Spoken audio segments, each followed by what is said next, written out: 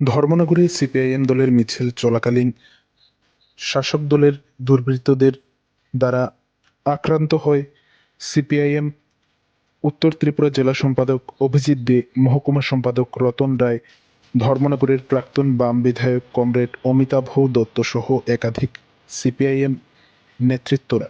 এই হামলার প্রতিবাদ জানিয়ে সিপিআইএম পানিসাগর মহকুমা কমিটির উদ্যোগে পানিসাগর শহরে এক বিক্ষোভ মিছিল সংঘটিত হয়।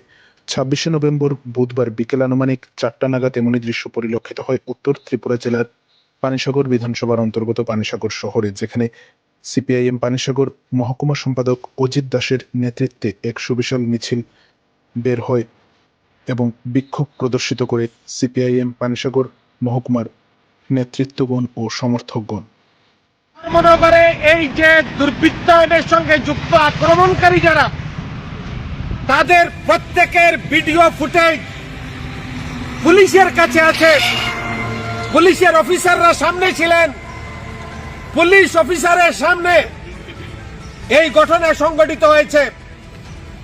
এদের প্রত্যেককে চিহ্নিত করে দৃষ্টান্তমূলক শাস্তি প্রদানের জন্য আমরা রাজ্যের স্বরাষ্ট্রমন্ত্রীর কাছে আমরা দাবি জানাচ্ছি। একটা বর্বরতার চূড়ান্ত সীমায় চলে যাচ্ছে এই ত্রিপুরা রাজ্য। সমস্ত বিরোধী রাজনৈতিক দলের উপর আক্রমণ, শুধু সিপিআইএম না, আমাদের পার্টি অফিসে আক্রমণের কিছু 1 ঘন্টা আগে আরেকটা রাজনৈতিক দল, সেই রাজনৈতিক দলের অফিসে আগুন দেওয়ার পর সেই অফিসকে আক্রান্ত করা হয়েছে। আমরা তার নিন্দা জানাচ্ছি।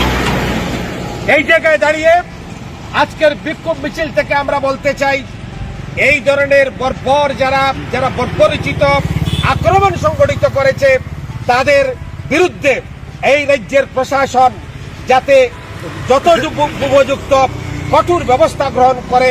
আজকে আমরা সিপিআইএম পানিসাগর মহকুমা কমিটির পক্ষ থেকে বিক্ষোভ মিছিল করে আমরা এই দাবি জানাচ্ছি। এই বার্তাটা আমরা রাজ্যের মাননীয় মুখ্যমন্ত্রীর কাছে বলতে চাই, এই রাজ্যে এই বর্বরতাকে আপনি বন্ধ করুন, নতুবা এই রাজ্যের গোটা রাজ্যের আপামর জনগণ এই আপনাদের এই কদর্য যে চেহারাকে আরো বেশি উন্মোচিত করে আপনাদের বিরুদ্ধে রাজপথে নেমে আপনাদের বিরুদ্ধে গণতান্ত্রিক পদ্ধতিতে আগামী দিনে লড়াইকে আরো দুর্বার করবেন।